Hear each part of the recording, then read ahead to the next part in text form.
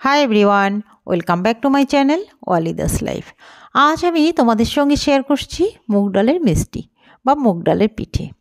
মুগ ডাল দিয়ে তো তোমরা অনেক রেসিপি তৈরি করেছো, তবে এই মিষ্টি যদি না বানিয়ে থাকো তাহলে ঝটপট কিন্তু বানিয়ে ফেলতে পারো। বাড়িতে থাকা সাধারণ উপকরণ দিয়েই বানাতে পারবে। আশা করছি তোমাদের এই রেসিপি খুব ভালো লাগবে। ভালো লাগলে লাইক দিয়ে কমেন্টে জানাবে। আর আমার চ্যানেলে নতুন হলে একটা সাবস্ক্রাইব করার অনুরোধ থাকলো। চলুন তাহলে দেখে নেই। এখানে আমি হাফ কাপ চাল, ভোগ চাল আর হাফ কাপ মুগ ডাল কিন্তু ভিজিয়ে রেখেছি। চাল ডাল সম পরিমাণে নিয়েছি। এটা 2 ঘন্টার জন্য ভিজিয়ে রেখেছিলাম। এখন আমি জলটা ঝরিয়ে নেব, একটা স্ট্রেনারে ঢেলে দিলাম।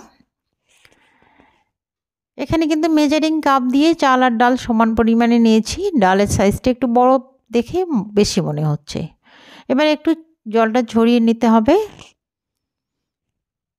এবারে একটা ফ্রাই প্যান বসিয়ে দিয়েছি ওভেনে। এটাকে একটু ভেজে নেব, তাতে করে জলটা কিন্তু শুকিয়ে যাবে আর এটাও ভাজা হয়ে যাবে। জলটা শুকিয়ে নিলে এটা ভাঙতে সুবিধা হবে। আর ভেজা থাকলে কিন্তু এটা একদম গলে যাবে, তাই এটাকে ভেজে নিলেই দানা দানা সুন্দর হবে। এটা ততক্ষণে ঠান্ডা হোক, একটা শিরা তৈরি করে নিচ্ছি। এখানে আমি মেজারিং কাপ দিয়ে 1 কাপ চিনি দিয়ে দিলাম আর মেজারিং কাপ দিয়ে 1.5 কাপ জল দিয়ে দেব। এটাকে গলিয়ে নেব, খুব একটা ঘন করব না, একদম পাতলাই থাকবে। যতক্ষণ না চিনিটা গলে যাচ্ছে ততক্ষণ পর্যন্ত এটাকে জাল করে নিতে হবে বা ফুটিয়ে নিতে হবে। আর একটা সুন্দর ফ্লেভারের জন্য 5টা ছোটো এলাচ দিয়ে দিলাম। এলাচগুলো একটু ফাটিয়ে দিয়েছি, তাতে ফ্লেভারটা বেরিয়ে আসবে, ভালো লাগবে। এটাকে একদম যাতে যতক্ষণ না মেল্ট হচ্ছে ততক্ষণ ফুটিয়ে নেব। চিনিটা কিন্তু একদম মেল্ট হয়ে গেছে আর এটা কিন্তু পাতলাই আছে, দেখে বোঝা যাচ্ছে। এটা একটা সাইডে এবার ঢেকে রাখবো, যাতে করে গরমই থাকে।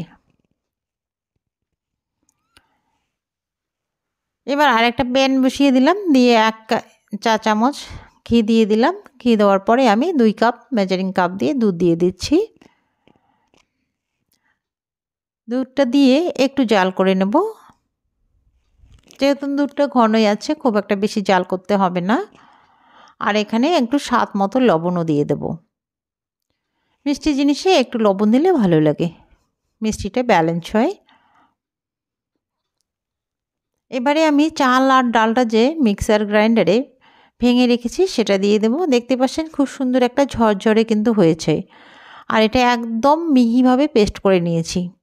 এটা একদম মিহিভাবে পেস্ট করে নিতে হবে, তাতে করে কিন্তু মিষ্টিটা সুন্দর তৈরি হবে, সফট হবে। এটা দানা দানা আছে ঠিকই, কিন্তু সুন্দর একটা সফট ডো তৈরি হবে।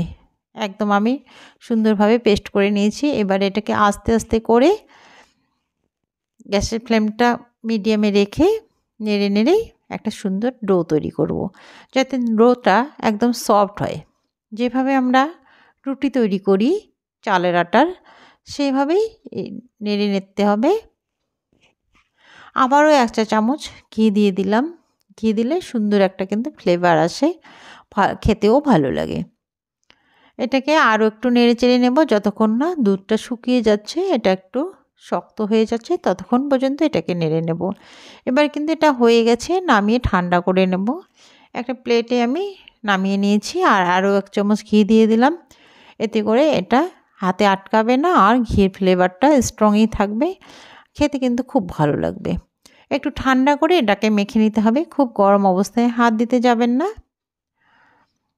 আর খুব ঠান্ডা করেও মেখে নেবেন না, যাতে একটু গরম থাকে, হাতে সহ্য হয়। এই অবস্থায় থাকলে এটাকে সুন্দর করে মেখে নিয়ে একটা সফট ডো তৈরি করতে হবে। দেখে বুঝতে পারছেন এটা কতটা সফট হয়েছে। এটা যত ভালো করে মেখে নেবেন তত ভালো হবে কিন্তু মিষ্টি। আশা করছি তোমাদের এই রেসিপি খুব ভালো লাগবে। ভালো লাগলে একটা লাইক দিয়ে কমেন্টে জানাবেন।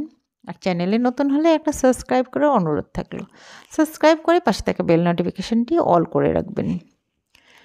এবারে আমি ছোট ছোট লাচি কেটে নেব, নিজের পছন্দ মতো বা মিষ্টির শেপে একটা গোল গোল করে নেব। আমি একদম গোল করে নেব না, একটু চ্যাপ্টা করে নেব, তাতে করে কিন্তু ভাজার সুবিধা হবে। কড়াইয়ে দিয়ে ভাজলে খুব সুন্দর সুবিধা হয় একটু চ্যাপ্টা করে নিলে। এইভাবে একে একে যতগুলো আমি তৈরি করেছি সবগুলোই তৈরি করে নেব। হাফ কাপ চাল আর হাফ কাপ ডাল দিয়ে কিন্তু অনেকগুলোই তৈরি হয়ে যাবে।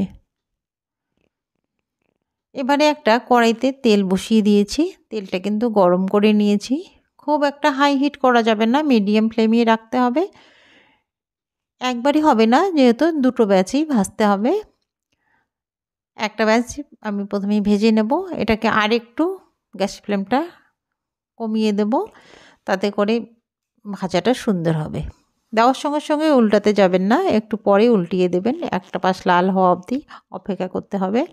এটা একটু সময় নিয়ে 3-4 মিনিট ভেজে নিলেই সুন্দরভাবে ভাজা হয়ে যাবে। দেখতে পাচ্ছেন কালারটা কিন্তু খুব সুন্দর চলে এসেছে। আর এইভাবে হাই হিট করে ভাজলে ওপরটা ডার্ক হয়ে যাবে, ভিতরটা কিন্তু কাঁচাই থেকে যাবে। অবশ্যই একটু লো করেই ভেজে নিতে হবে সময় নিয়ে। এটা আমার ভাজা হয়ে গেছে, আমি একটা স্ট্রেনারে করে উঠিয়ে নিচ্ছি। দেখে বোঝা যাচ্ছে এটা কিন্তু সুন্দরভাবে কালারটাও চলে এসেছে, একদম পারফেক্টলি হয়ে গেছে। এবার আমি শিরার মধ্যে দিয়ে দেবো। যদি শিরাটা কিন্তু ঠান্ডা হয়ে যায় একটু গরম করে নেবেন, একটু গরম অবস্থায় দিলে এটা ভালো হবে, তাতে করে ভিতরে ঢুকে যাবে।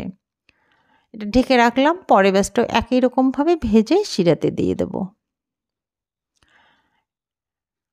এটা আমি 2 ঘন্টার জন্য রেস্টে রাখবো। তোমাদের হাতে যদি সময় থাকে এটা ওভারনাইট রাখতে পারো, তাতে করে আবার নরম বেশি হবে, সুন্দর হবে খেতে। এবার সার্ভ করে নিচ্ছি, দেখে বুঝতে পারছেন এটা কতটা লোভনীয় হয়েছে। এটা একদম কিন্তু নরম তুলতুলে হয়েছে। এটা মুগ ডালের মিষ্টি বা মুগ ডালের পিঠা যেটাই বলেন না কেন, খেতে কিন্তু অত্যন্ত টেস্টি হয়। ভেঙে দেখাচ্ছি এটা কতটা নরম হয়েছে। আজ এ পর্যন্তই, দেখা হবে পরে আরেকটি নতুন রেসিপিতে। ততক্ষণ পর্যন্ত ভালো থাকবেন, সুস্থ থাকবেন। ধন্যবাদ।